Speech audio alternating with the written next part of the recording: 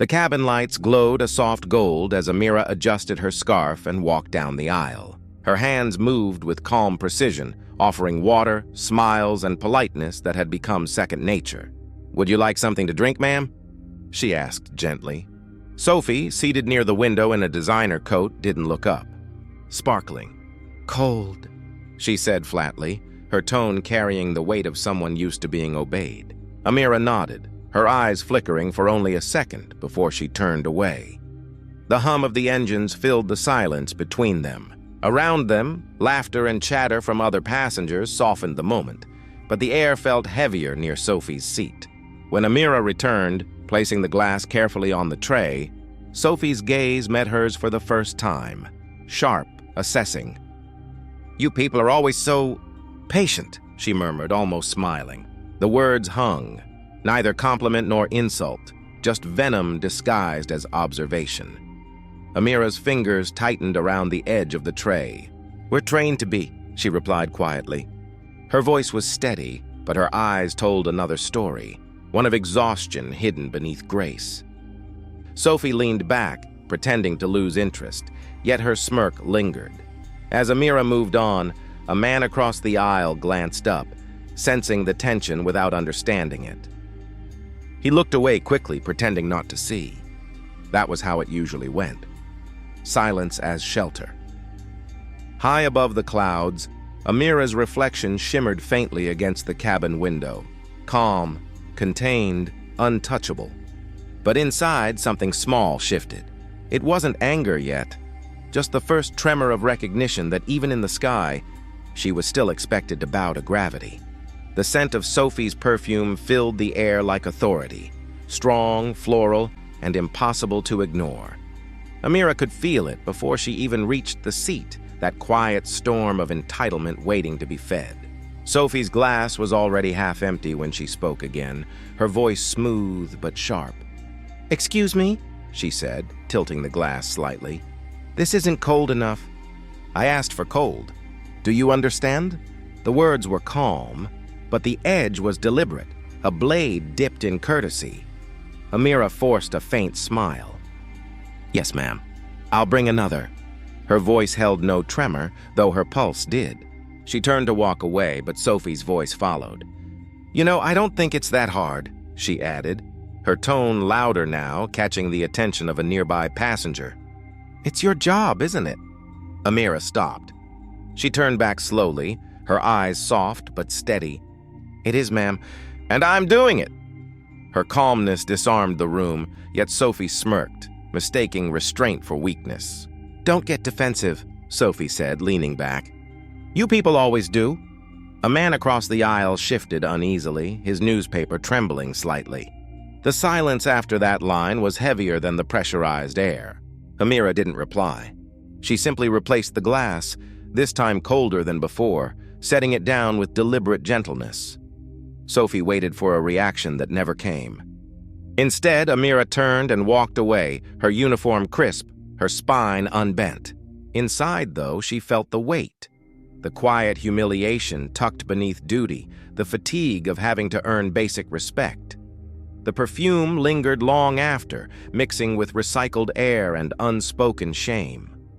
In that moment, Amara realized dignity could be both armor and burden, polished on the outside, bruised within. The sound of fabric tearing cut through the cabin sharper than any shout. For a moment, no one breathed. Amira's uniform, once crisp and composed, hung torn near the shoulder, an open wound of humiliation stitched into the silence. Sophie's hand froze midair, her fingers trembling, not from regret, but from the realization of eyes watching. "Look what you made me do," Sophie snapped, her tone brittle.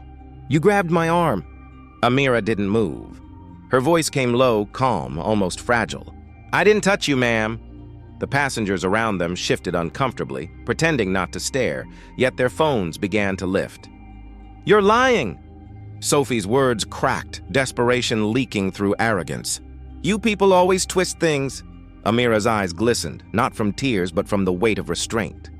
"Please," she said softly. "Sit down." The camera clicks multiplied. The air became heavier with every flash. One man whispered, "She ripped her dress." Another muttered, "This is going viral." Sophie's mask of superiority started to crumble, piece by piece. As the whispering grew louder than her own voice, Amara adjusted her torn sleeve slowly, her hands steady though her chest ached. Narration filled the silence like a pulse. In that instant, dignity wasn't lost. It was tested. Torn fabric can be sewn, but what she tore was something deeper. Sophie looked around. No allies, no laughter, only faces turned cold. "It was an accident," she stammered. She moved too close." Amara finally met her gaze. "Respect doesn't need distance," she said quietly. That line lingered in the recycled air, settling heavier than shame. Sophie sank back into her seat, her perfume fading beneath the scent of silence. The world had seen enough. The flight was no longer peaceful. It was a courtroom above the clouds. No one moved.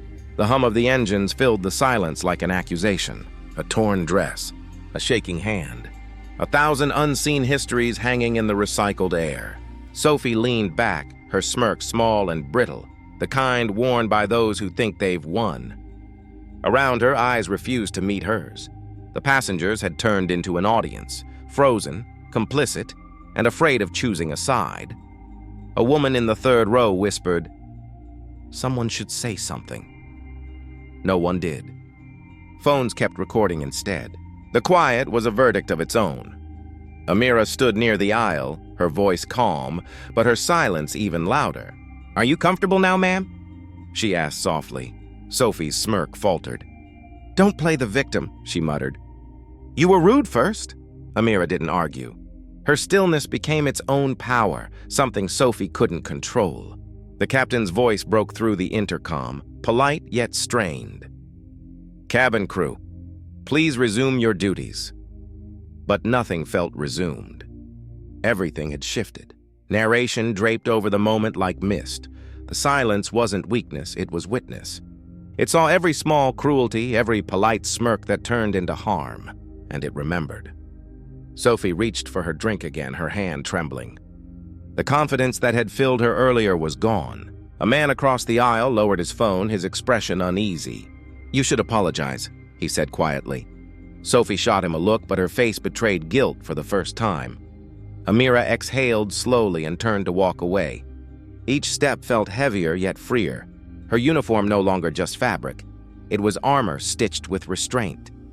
Behind her, the plane continued through the clouds, carrying a silence that had finally found its voice. When silence becomes a shield for the powerful. The boardroom smelled of cold coffee and control. A long table stretched between Amara and a panel of executives, their faces arranged like masks, polite, unreadable, safe. The head of PR spoke first. Her tone dipped in sugar and fear. "We're deeply sorry for what you went through, Amara. Truly. But we need to be careful how we frame this story." Amara blinked. "Frame it?" "Yes," another man added quickly, tapping his pen. "The public's emotional right now. We can't feed chaos. Let's focus on healing, not blame." She almost laughed. "Who's healing?" No one answered. Papers shifted. The sound of distant typing leaked from the hallway, a rhythm of avoidance. The HR director cleared his throat. "We'll be releasing a statement. It'll say we value diversity, we're investigating the incident, and we stand by our employees." Amara stared at the table.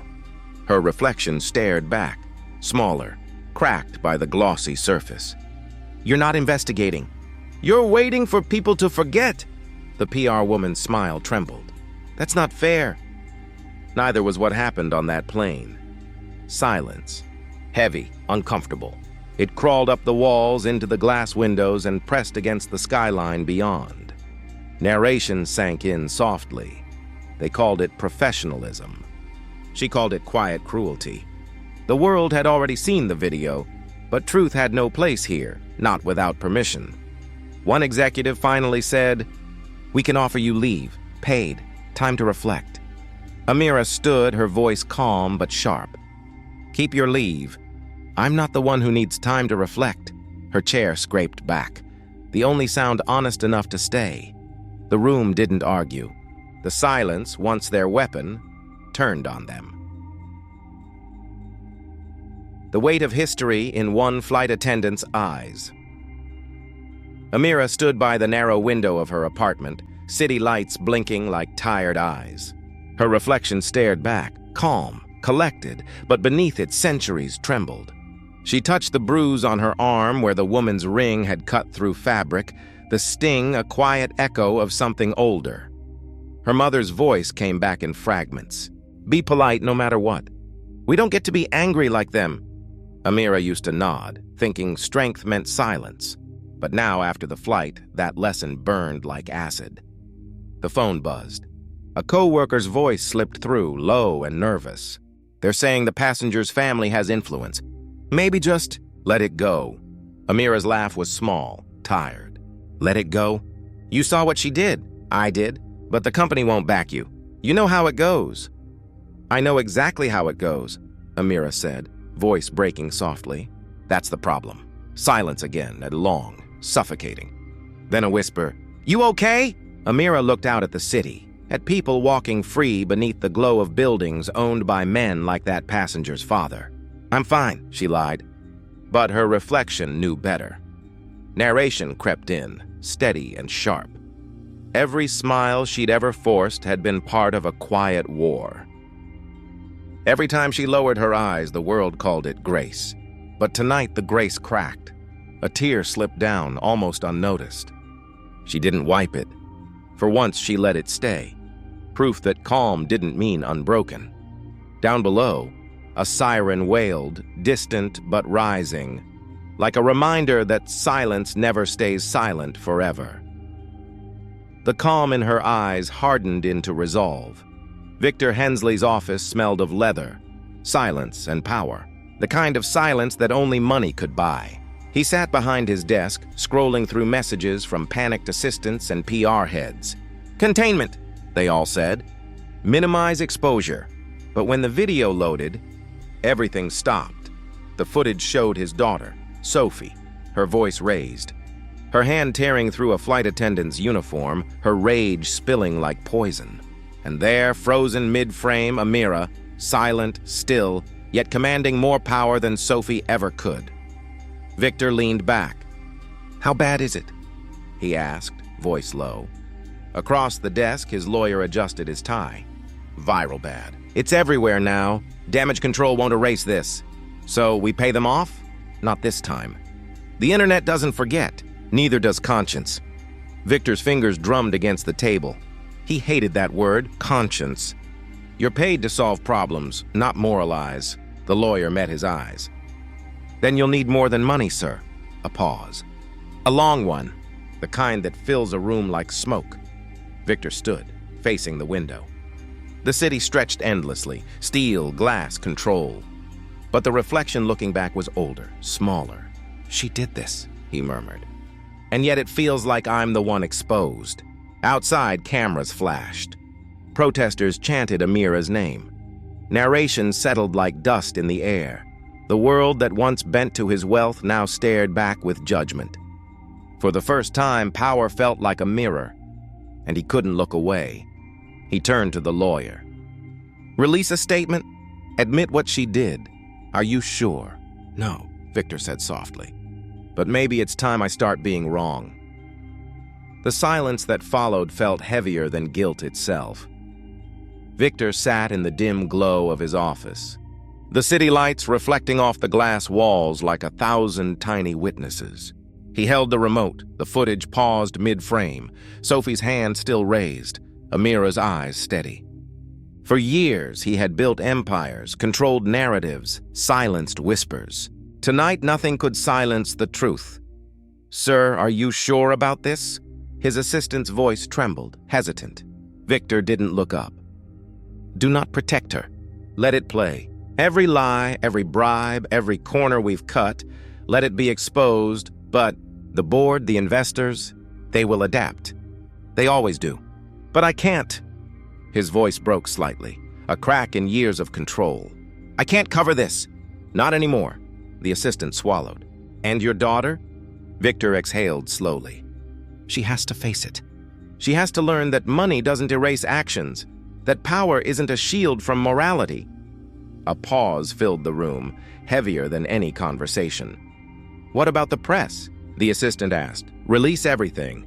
The footage, the statement, transparency. If the world wants to tear her down, let it. But she will see consequences without me protecting her." Victor finally turned from the window. His reflection was older, lined with regret. "I taught her to win, not to be human. That ends tonight. Are you certain?" "For the first time, I am. Silence has been a weapon too long. Let the truth speak, even if it shatters everything I built." Narration lingered as he sat back. Voice quiet, reflective. He had spent a lifetime mastering control. But some lessons, the weight of conscience, the cost of empathy, cannot be bought. Tonight, wealth is meaningless. Truth has a higher price. He pressed send. The empire trembled. The world waited. And Victor Hensley finally exhaled, leaving his shadowed past behind.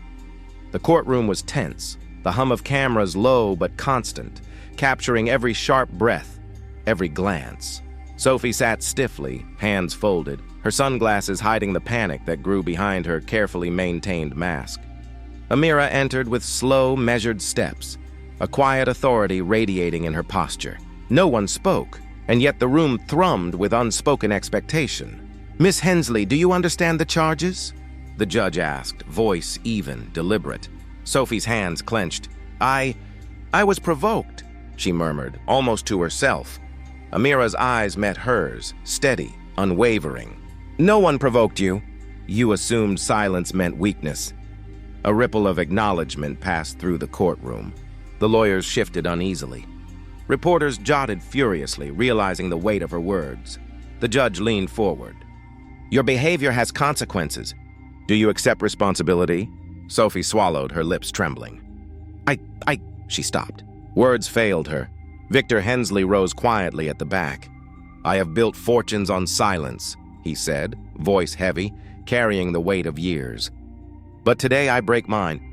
My daughter's actions are indefensible and money will not shield her from consequence."